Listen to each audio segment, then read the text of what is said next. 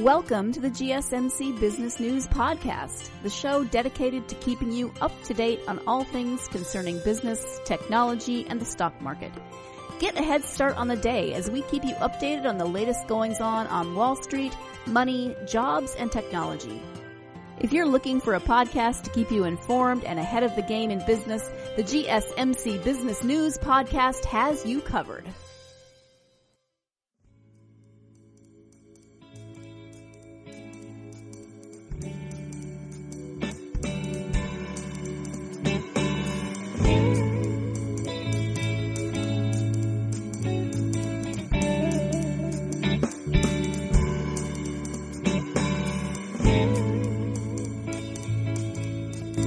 Hello, and welcome to the GSMC Business News Podcast, brought to you by the GSMC Podcast Network.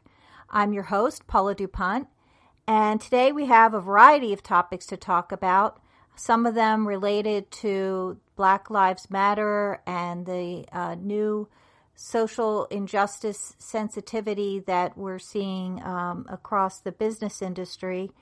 We're going to talk about how women have been hit a little harder with the unemployment situation right now, and how white-collar jobs actually may be coming back faster than expected. We're also going to talk about how more tech companies, including Apple, which is having its current conference going on right now, are doing conferences online. And we're going to talk about more of reaction to Black Lives Matter and social injustice and what that looks like in terms of a popular video game, and then also more broadly to the fashion industry. And finally, related to that, we're going to talk about the social media platforms and how, although as corporations, they have shown their support for the Black Lives Matter, their followers may not all be doing so. So a lot to uncover today, and we're going to get to that in just a moment. I was reading something recently about how women's job losses in particular will hurt the overall economic recovery of the country. And the article caught my attention both as a woman and also validating what I've seen and heard from many of my friends and others who have been adversely affected by the pandemic and the shutdown. And so when I explored this a little further, unfortunately, it's not great news. And I think that there are other factors that also contribute to why it's a little harder for women to come back into the workforce than for men. And there's always a danger, of course, in generalizing, but for purposes of this article and some of the numbers it cites and some of those contextual issues, I think it makes sense. But, it's hard for anybody to come back, and that is more universal, when you're facing unemployment and trying to get your job back. It's tough. And, male, female, whatever race you are, economic group or type of job, it's rough. But in the case, the story that I'm talking about is showing the relationship between women having a tougher time coming back into the job market as having a real negative effect on economic recovery. Female workers account for the majority of service sector jobs, which may be an insight right there. And that includes food service, personal care. These are areas, of course, that have been more vulnerable to some of the issues of the coronavirus and social distancing. Now, married women who in past recessions took jobs to offset the lost wages when their husbands or male partners were laid off are also likely to seek work because their employment prospects are now limited. These dynamics present an impediment to broader economic growth. If participation among women remains weak, it means fewer workers in a female-dominated field such as nursing or healthcare. Economists say the squeeze on jobs and continued child and elder care responsibilities are also some challenges that female employees are facing, perhaps more so than their male counterparts. This is a difference from previous recessions because goods-producing sectors such as construction and manufacturing, which employ predominantly men, saw greater employment losses. So this is sort of particular to this pandemic that the female-dominated industries have been affected. The shock to female-dominated jobs, combined with the factors of childcare responsibilities, schooling for their children, have also led to a decline in the share of women between 25 and 54 who are working or seeking work. So with them having to be home and take care of children because daycare is not available, not as many have been out as aggressively looking for work, at least according to the experts cited in this article, which, by the way, was in the Wall Street Journal. Dana Peterson, a global economist at Citi Research, says that female job cuts could trigger a decline in global gross domestic product of up to $1 trillion this year, or about a third of the 3.6% year-over-year decline in 2020 global GDP. Another economist has said that this recession likely won't experience the economic benefits of a rise in participation among married women because job losses have been unusually steep in occupations that mainly attract women. Without a boost from female labor force participation, household level inequality may rise as well. So where the roles between, the shared roles perhaps between husbands and wives or among partners could vary as well.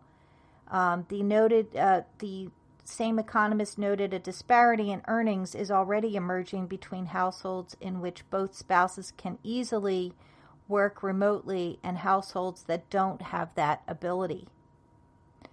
School and daycare closures because of the pandemic will likely hinder women's ability to re-enter the workforce, at least in the short run. And that, again, was by a projection by the same economist. Married women spend nearly twice as much time as their husbands caring for their children. And that is according to the University of California. There are about 73.5 million children in the U.S. under age 18, and about 70% live with two parents. And that is according to the Census Bureau. So, some of the trends that we've known all our lives seem to be amplified right now in terms of the responsibility of childcare or homeschooling has largely fallen on women. Not universally. We know that's not the case everywhere, but at least more predominantly so than with men. And that's what this particular story bears out. And wish there was more hopeful news on that front. I think what doesn't rise to this level but is still a truth is that although the job sectors that were mentioned here that have been impacted most by the pandemic that are considered female-dominated, they may, yes, be female-dominated, but you have women in many more industries and job sectors than in the past. And while they're not the dominant forces in those job sectors, they still have a bigger place than they have in the past.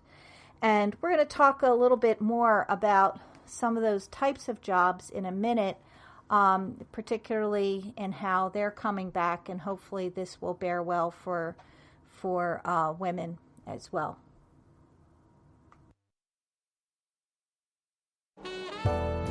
Are you looking for a podcast that gives you all of the latest news from the world of finance? Then check out the GSMC Financial News Podcast. We'll delve into the ups and downs of the stock market, changes in the economy, and news from the world of real estate and technology. From breaking news on the New York Stock Exchange, NASDAQ, or the overseas market, to updates on the bond market, if there's money to be made, we'll cover it on the GSMC Financial News Podcast.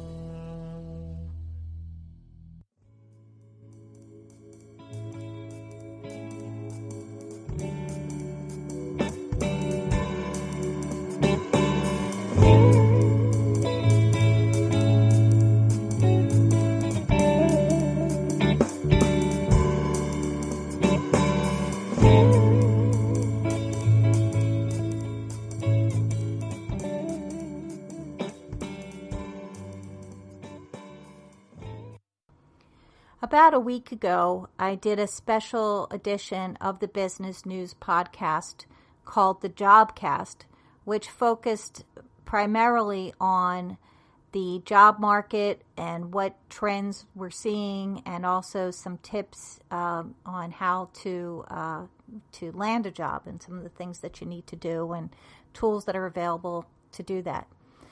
In any case, the gentleman that I had interviewed for that article runs a talent agency or a recruitment firm, and he has been back officially in the office about a week at the time, but had been working all along during the pandemic because there still were jobs to recruit for. Now, he, of course, has seen a much steeper increase recently and growing continually. He said overall that searches were down about 50%, but they still were there. Firms still needed to hire people, and despite the fact that maybe they couldn't bring people on site to interview them or even offer them an office to come work in, they did everything remotely and continue to do that. And now, of course, as things open up in different states, he, like others, will be able to facilitate more face-to-face meetings and interviews. I saw another story recently about how white-collar jobs may be coming back at a faster rate than otherwise. And, the story drew from a lot of observations from different recruitment firms as well, like the gentleman that I had interviewed. There seems to be a feeling that recently, with a lot of the openings in several states, that there's a broader reawakening in hiring for professional positions. And that is something that, again, the other recruiter, Chuck, actually, I'll just call him by his name. It's easier than saying the other recruiter. But Chuck, who I interviewed for that other podcast, had said the same thing. They're IT jobs. They're professional jobs. And this particular story, it underscores that and says that although more than 1 million new jobless claims continue to be filed each week, certain industries are outpacing others in the rebound. Jobs in technology, healthcare, financial services, and consumer packaged goods are among those that are top areas that are now seeking new employees.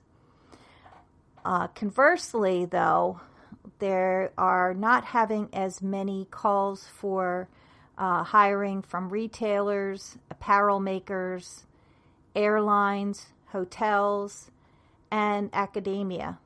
And I'm sure that's probably no surprise to you if you've been following the news lately, particularly around retail and airlines and how much they've been hurting in all of this. Maybe less intuitive, or at least at first thought, would be academia, but we're going to talk about that more in a minute. Also, what is happening is that some veteran corporate employees are now finding themselves out of work in those same sectors where they were laid off, furloughed during the time of the pandemic lockdown, and are now finding they have to go out and find a new job at a time when they've already vested maybe 20 or more years in another firm. And that is obviously particularly challenging when you've been out of the job searching mode for that long. It becomes a little tougher to find something. And that is, of course, particularly harder if you're coming from one of the industries that has a tougher time in the rebound, like apparel and retailers. Workers, though, in areas like technology are having a little bit easier of a time because there seems to be more demand and there seems to be more hiring. Employers unexpectedly added 2.5 million jobs in May, which defied expectations. And even though they have declined significantly, new jobless claims remain historically high. So we're still seeing that, unfortunately. So there isn't a balance yet between the new jobs offered and the jobless rates. Still, many of the recruiters who were talked to in this article have said that they've seen more activity in recent weeks since the end of May, with more jobs becoming available, and even, in fact, employers who have been talking to candidates for a while want to close the deal. They want to start getting people in these positions. And it makes sense in a way because a lot of corporations or companies are getting back into gear and need to make up for lost time and lost revenue from the last couple of months. The information technology, marketing, and human resource positions are particularly up, according to this one Chicago staffing company. And one of the recruiters there said it's all been through Zoom or Microsoft Teams when he talked about the interviews, but clients are starting to say, I want to meet face-to-face. And that's something that they're continuing to see a trend of right now. The one thing that the Chicago firm had noted or observed was that sales positions are down. That typically they'd be interviewing and looking for hundreds of sales positions, and they're just not seeing that. He said, this recruiter said, it's probably just indicative of where the economy is right now. And there just isn't as much to sell, or companies are still figuring out what their market is, if they need to change it, if they need to adjust. So I guess it's a reflection of the time. But another area that I mentioned earlier in this story was the impact to academia. And when you consider right now all the uncertainty for colleges and universities in terms of what they're going to do next fall when students presumably would be back, and some universities are still trying to figure that out, of whether they're going to do a mix of online or in person, if they're going to have in person at all. And, how are they going to run their university? So I don't think there's a clear-cut approach. There's a lot of different ideas, and I guess it depends on the size of the institution and how much is available to do online, that it can be online.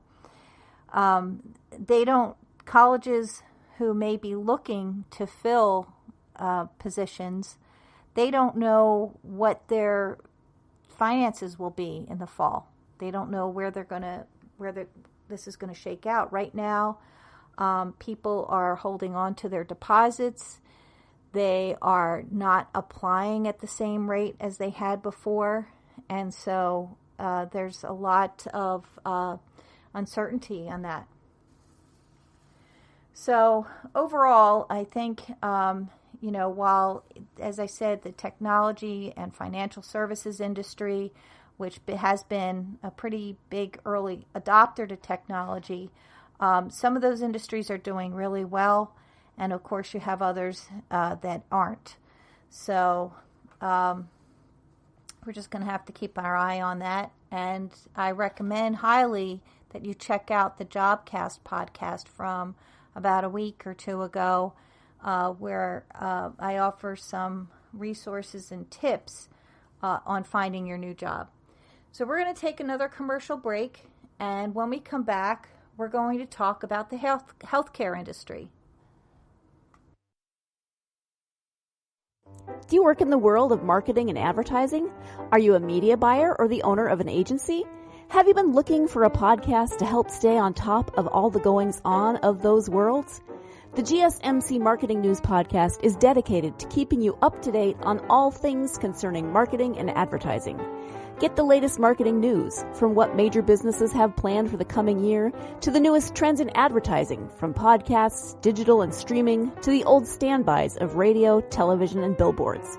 The GSMC Marketing News Podcast has you covered, whether you're a marketing agent or a business trying to expand your brand.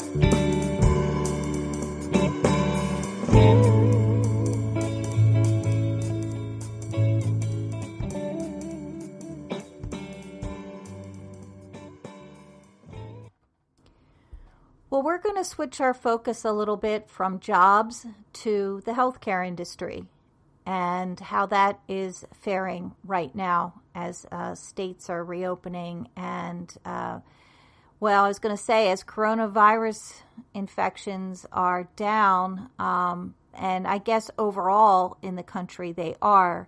However, we know that there's been a big resurgence in several states, in several areas, where they had opened up early and now are kind of feeling it. Nonetheless, the healthcare industry, as most know, has been focused on caring for people with coronavirus, testing, and protecting their workers as well as visitors and the patients themselves. And to that end, most of the hospitals that would treat COVID patients have turned away and discontinued elective procedures and try to avoid any other hospitalizations. And again, anything elective that could be held off or changed. And as a result, that's had quite an impact on the healthcare industry. With revenues being down, that being an area that would keep many hospitals afloat. And, it just wasn't the priority. But now that states have reopened, cases have come down, hospitals are trying to get back to whatever normal is. And it seems that healthcare investors, are counting on the hospitals and healthcare industry to stay at this rate, to stay back in this new mode of bringing patients back. Tenet Healthcare, which operates several dozen hospitals in the United States, had good news for patients and shareholders on its recent call. Admissions to the company's hospitals in the first half of June reached 90% of levels before the coronavirus had hit. Hospital surgery counts reached 95% of pre-crisis levels. So that news is obviously seen as pretty optimistic for the major healthcare institutions like Tenet and also HCA Healthcare, which have hit real lows in terms of their stock prices, and they're hoping that that kind of news will bring it back. But right now, I think they, like a lot of us, are also wondering how that's going to stand up if we do have this second wave or this resurgence of the virus. Or I guess, well, it is a resurgence of the virus in several states where it had initially gone down to the point that they could reopen and now has seen spikes in many of the states. So what this will look like in terms of healthcare trends is still remains to be seen. And COVID-19 cases are rising sharply in highly populated states in the southern and western U.S.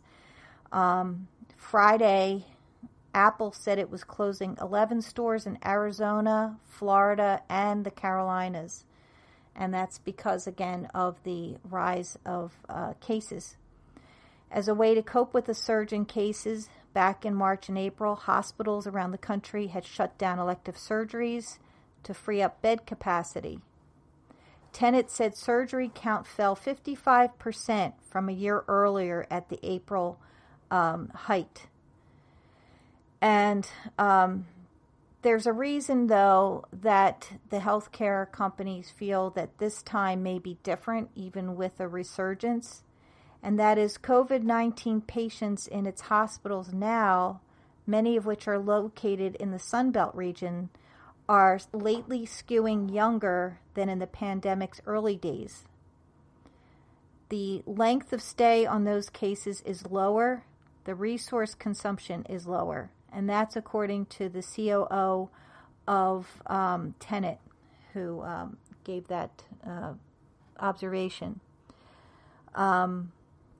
Perhaps even more important, shortages of COVID-19 diagnostics and personal protective equipment have been remedied. And you recall early on that was a real issue, was having enough of the PPE. I was almost going to say PPP. That's another COVID term for that we're using, but no, PPE, personal protective equipment. The business of healthcare is in a protracted recovery. A large backlog of patients in need of services has built up over the course of the spring, and filling it is expected to take a good while, even if hospitals take extreme measures. Johnson & Johnson had said in April that it projected elective procedure capacity could expand by 30% nationwide if hospitals and surgery centers operated around the clock. So even absent a formal shutdown, rising case counts and store closures could alter consumer behavior. A patient debating whether to get a knee replacement may choose to wait, for example. So, that, of course, there's the continued question of risk of patients or people out there who may have an underlying major problem and may not be going to get it addressed because of their fear of contracting the virus.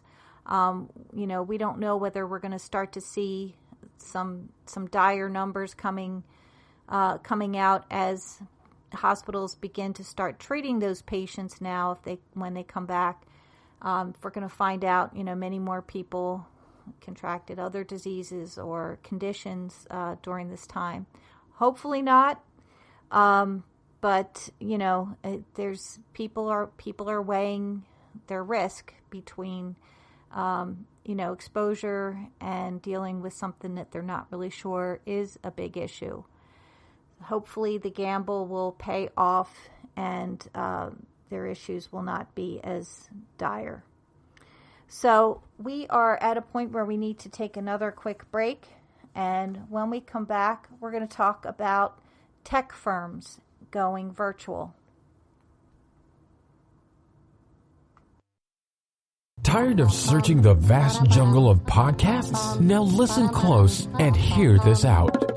There's a podcast network that covers just about everything that you've been searching. Hey! The Golden State Media Concepts Podcast Network is here.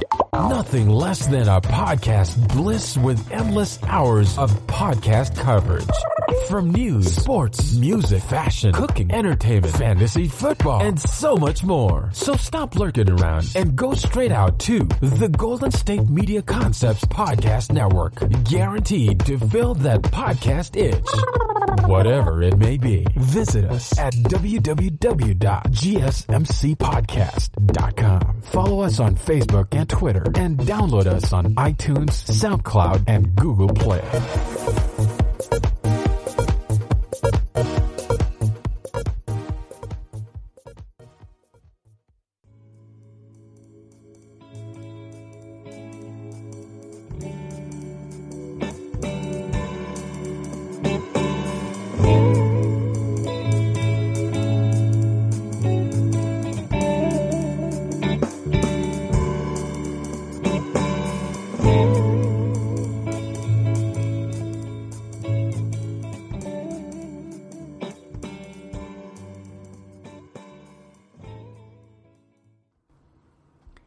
So beginning on Monday, June 22nd, Apple is running its Worldwide Developers Conference. This time, however, instead of running it from California, where it would draw thousands and thousands of participants or guests and infuse a lot of money into the local economy and be able to provide networking opportunities and breakout sessions and one-on-one in-person experiences, this time they're doing it virtually. So this is probably the way of the immediate future for the big tech companies and their conferences that usually, as I said, infuse a lot of money into the local economy, but also are a real moneymaker for those companies as well. And, now for reasons we all are aware, they're forced to do them virtually. And because of that, they have to drop, or they don't have to, but wisely, they choose to drop the very expensive fees for going to these conferences. So now they are theoretically open to many more people, and unfortunately also reduce the help to the local economy. Apple has been doing this tech conference for a number of years, and in fact in the 1980s Apple was the one that spawned tech conferences. And they defined the innovation and marketing profile of Silicon Valley. At least the conferences defined the profile of Silicon Valley. And of course, Apple isn't the only one that is doing its conference virtually. Microsoft Corporation's Build conference, Salesforce, the product Salesforce's Dreamforce conference, and Amazon are among some of the others that are also doing their conferences online. About 24 of the conferences are held annually, drawing more than 1 million in-person attendees combined. Tech companies are trying to create worthy virtual versions of events for the software developers, business partners, and customers who power their operations. And they're doing that by broadcasting keynote speeches, providing question and answer sessions, and doing more live video. And 9 weeks before Microsoft's Build conference that it holds for developers, Microsoft had decided to turn the event into an entirely virtual event. The 2-day online gathering, which was held last month, had a larger than expected audience with 193,000 attendees.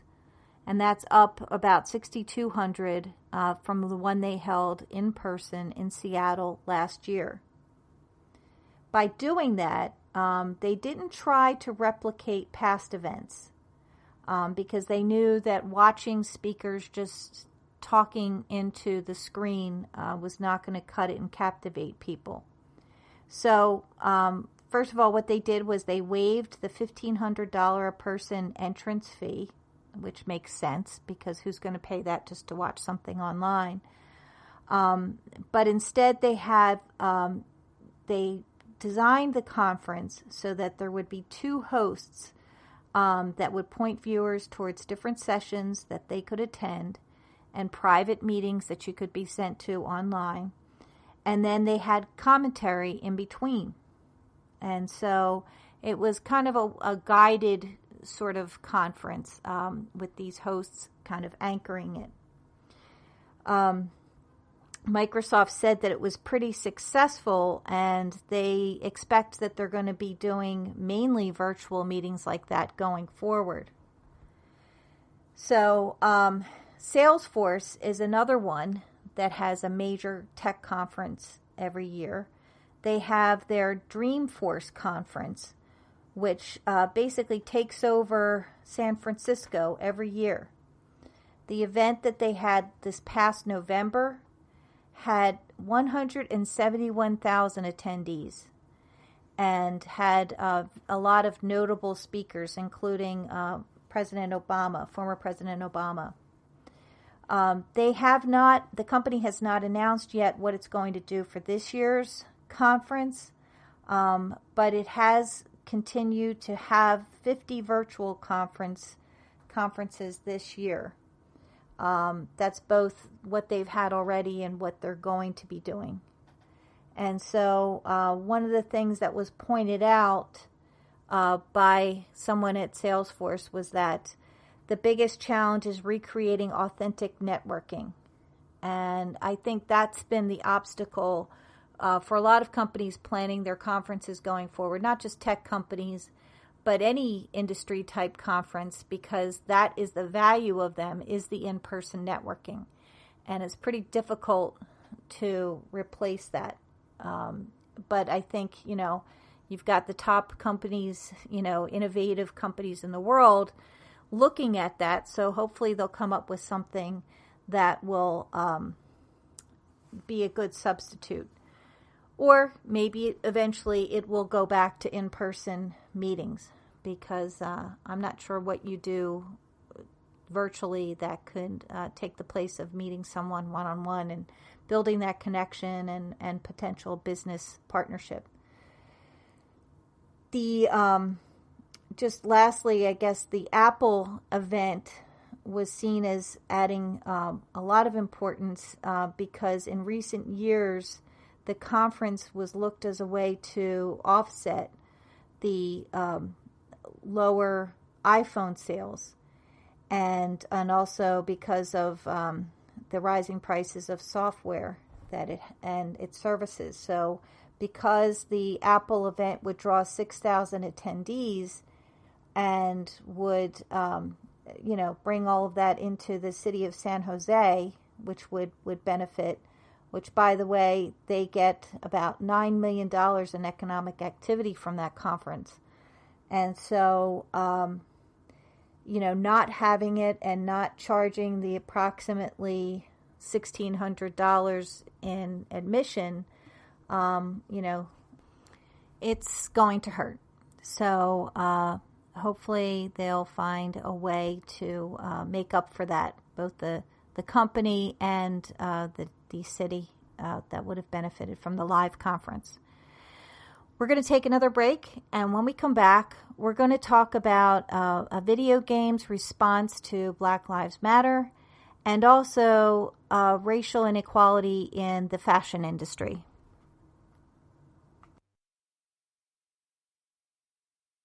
Are you tired of the same old news? Are you sick of the seemingly endless political spin and negativity? The GSMC America's Still Beautiful podcast is a weekly news podcast covering all the top positive and uplifting news stories. We cover stories that will inspire, uplift, and remind you of the good in the world. Tune into the Golden State Media Concepts America's Still Beautiful podcast to get all the great and positive news stories of today. Download the GSMC America's Still Beautiful podcast on iTunes, Stitcher, SoundCloud, Google Play, or anywhere you find podcasts. Just type GSMC in the search bar.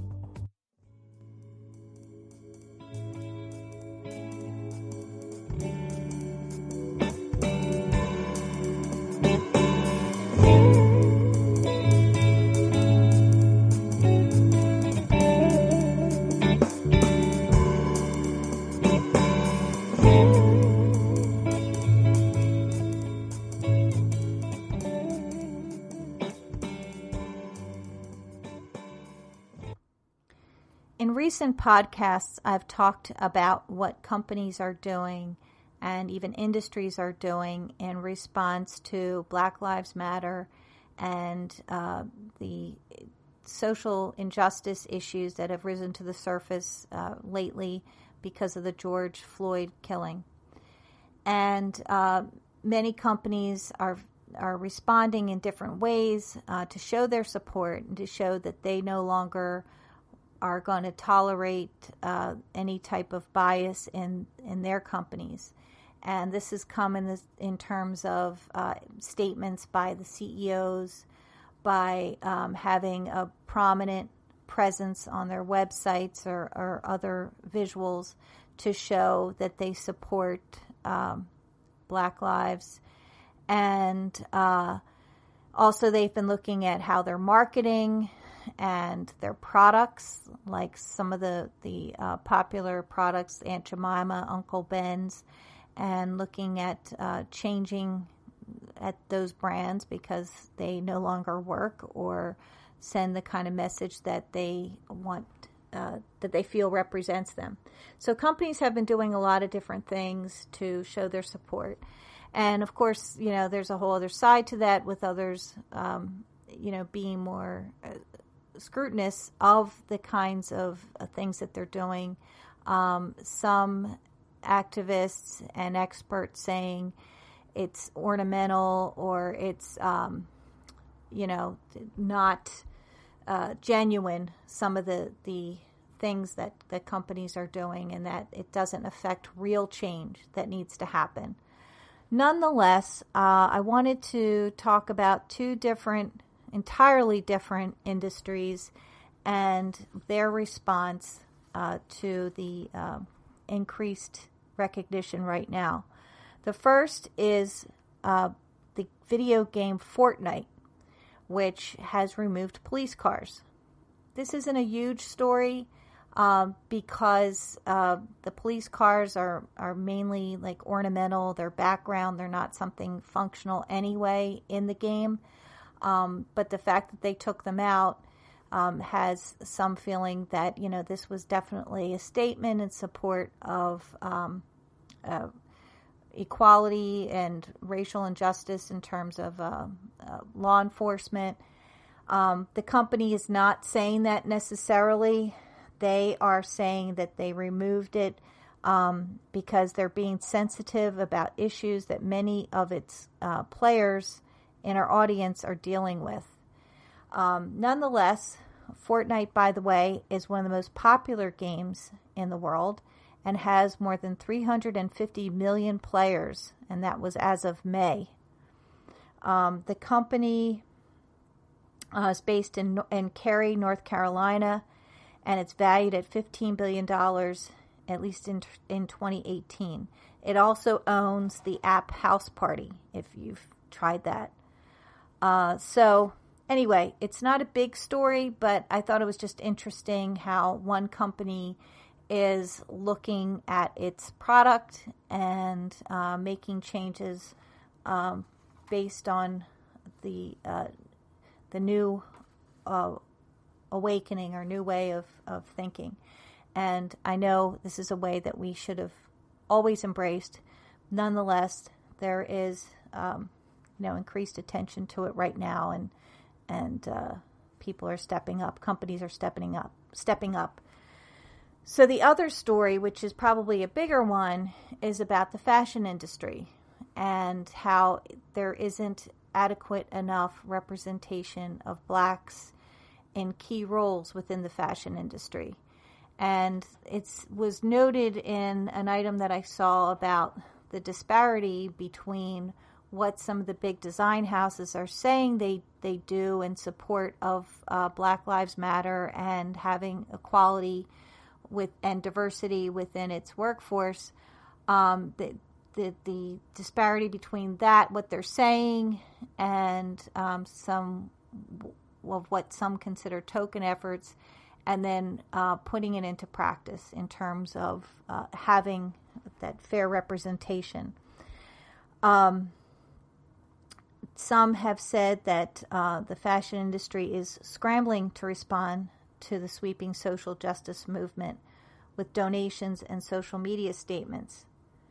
And fashion labels like Dior and Supreme have posted messages on Instagram in support of Black Lives Matter, and also have put some messages out about racial equality as well.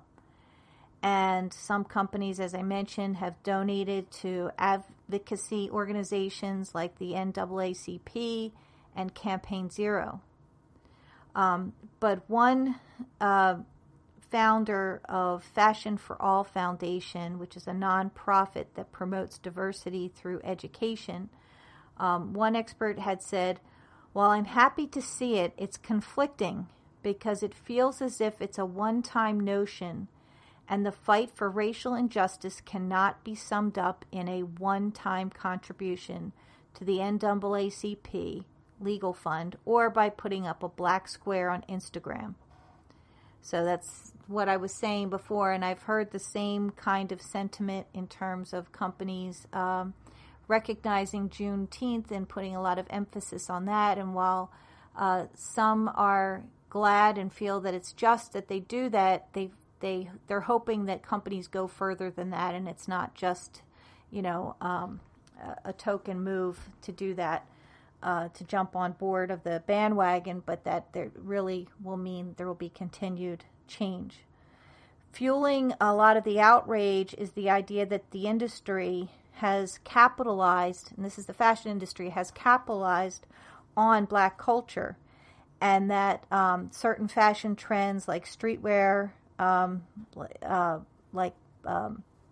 hoodies and colorful sneakers, that they have been repackaged by design houses to be luxury goods.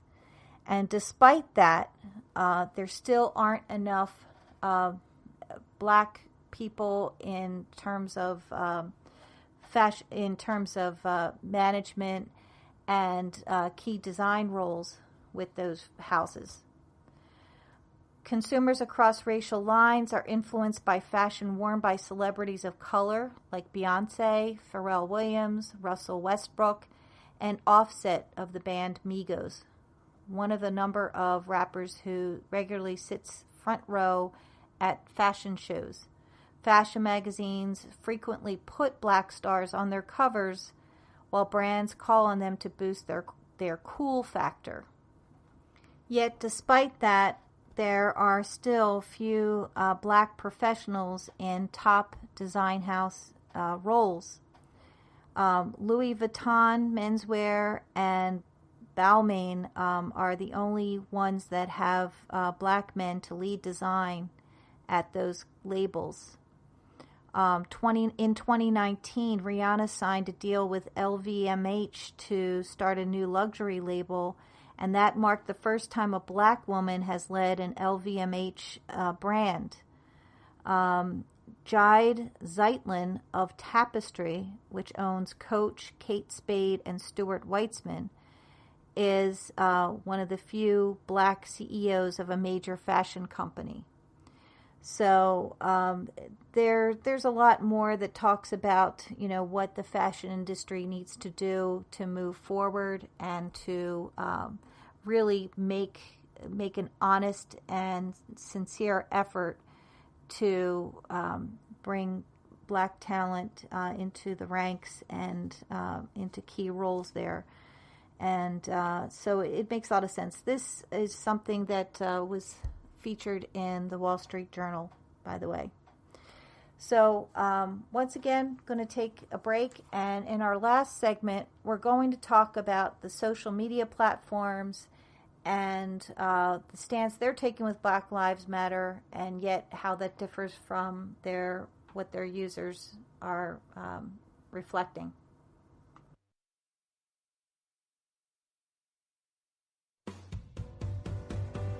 The Golden State Media Concepts Travel Podcast, the show that gives you advice on everything travel. We explore places you've always wanted to go, as well as giving tips for traveling in those places. We'll give you advice on the best sites for travel tips, information, and discounts. Join us as we travel the world, explore cultures, and meet new people. The Golden State Media Concepts Travel Podcast has got you covered. Download the GSMC Travel Podcast on iTunes, Stitcher, SoundCloud, Google Play, or anywhere you find podcasts. Just type GSMC in the search bar.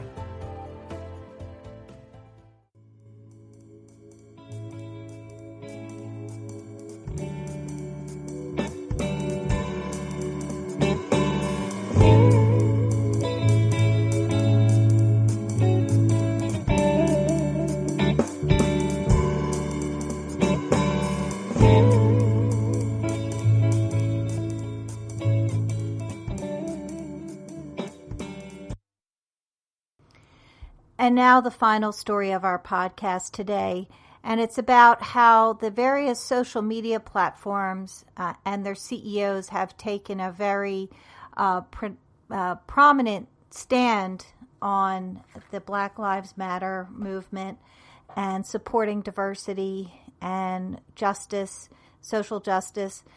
However, those same platforms are also the breeding grounds for those who are against that, and white supremacist groups and others who are taking advantage of the social reach of those platforms. So recently, after the killing of George Floyd, Mark Zuckerberg wrote a long and heartfelt post on his Facebook page where he denounced racial bias and said that Black Lives Matter. He also announced that the company would donate $10 million to racial justice organizations. Twitter did something similar. They changed their official bio to a Black Lives Matter tribute, and their CEO, Jack Dorsey, pledged $3 million to an anti-racism organization, which was started by Colin Kaepernick, the NFL quarterback. YouTube also joined the protests, and its CEO wrote a blog where she said, "We believe Black Lives Matter, and we all need to do more to dismantle systemic racism." YouTube also announced that it started a $100 million fund for Black creators.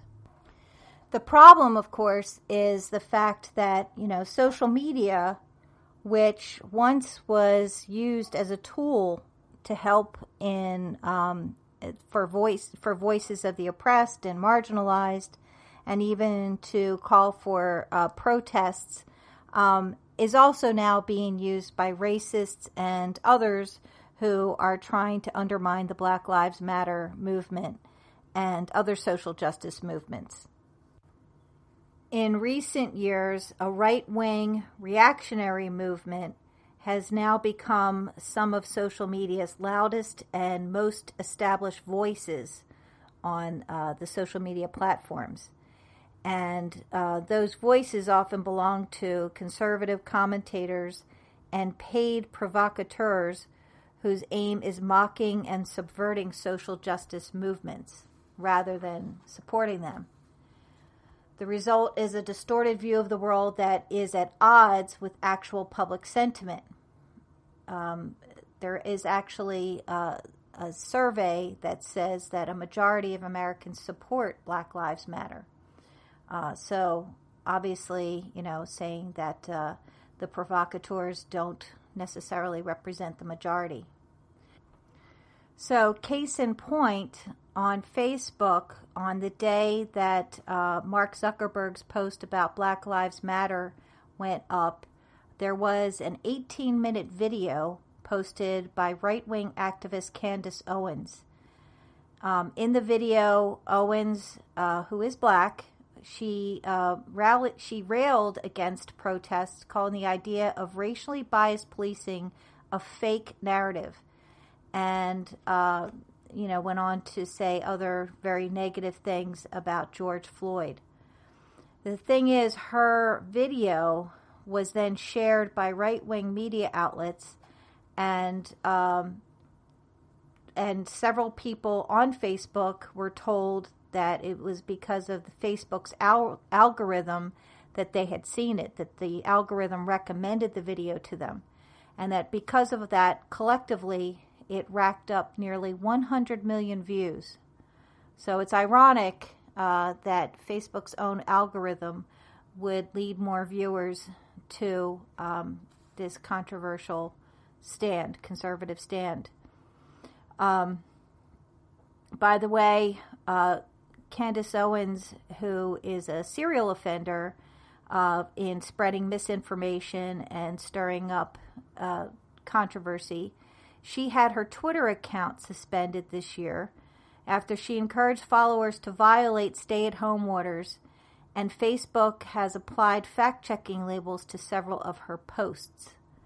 But she does have a very large following, and she continues to get a lot of views.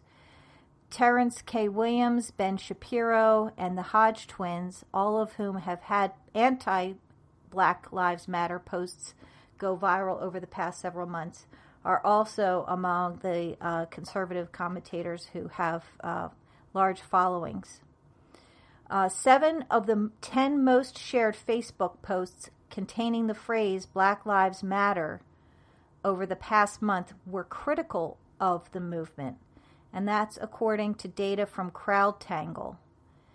The sentiment on Instagram, which Facebook owns, has been more favorable, perhaps because its users are younger and typically more liberal.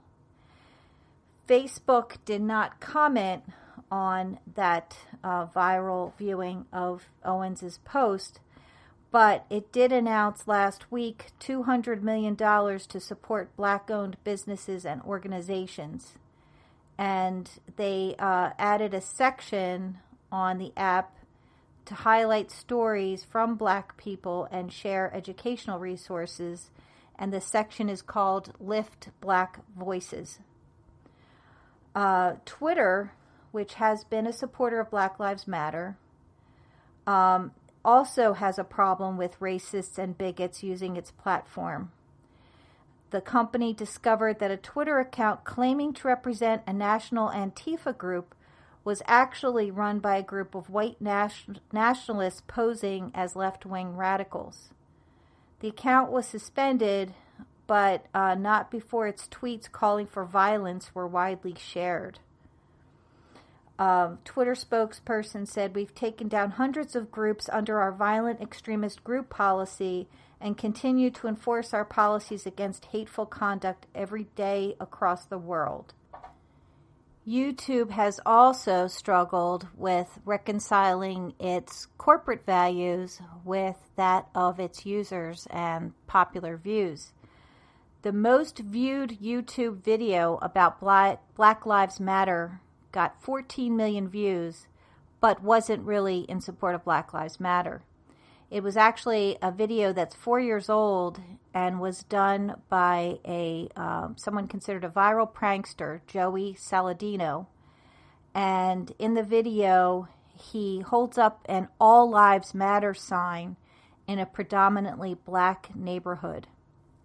So, unfortunately, there's lots more examples of how how racists and supremacist groups are using social media and getting around some of the screening and some of the rules, like those that Twitter put into place and even Facebook. And I think it's going to be a continuing cat and mouse game to try to catch those. And I think the bottom line is that though something may get many more millions of views for whatever reason, it's not typically reflective of how the majority of Americans feel about Black Lives Matter and the social injustice issues, as has been demonstrated in some of the polls and surveys that have been done. So there's a variety of reasons, of course, why some of these things get views other than what the actual message is and the agreement of the message. There are people that will look for controversial things to say just to get more likes or to get more attention, get more people to look at their video, despite even what their own personal beliefs might be.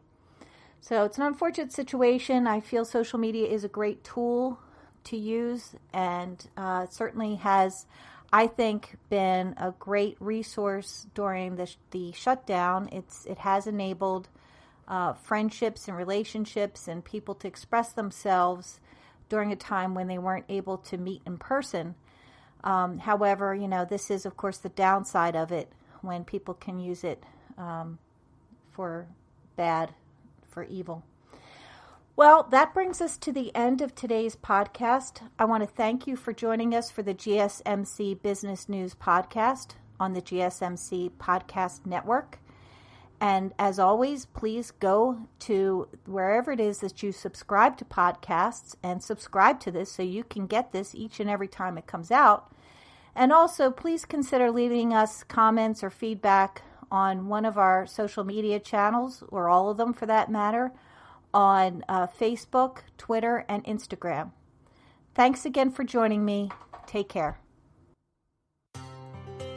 You've been listening to the GSMC Business News Podcast, part of the GSMC Podcast Network.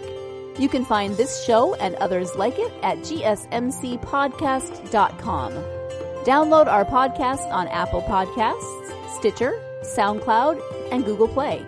Just type GSMC into your favorite podcast app to find all of the shows from the GSMC Podcast Network. From movies to music, from sports to entertainment, from business news to weird news. Please subscribe to the podcast and follow us on Twitter and Facebook. Thank you, and we hope you have enjoyed today's podcast.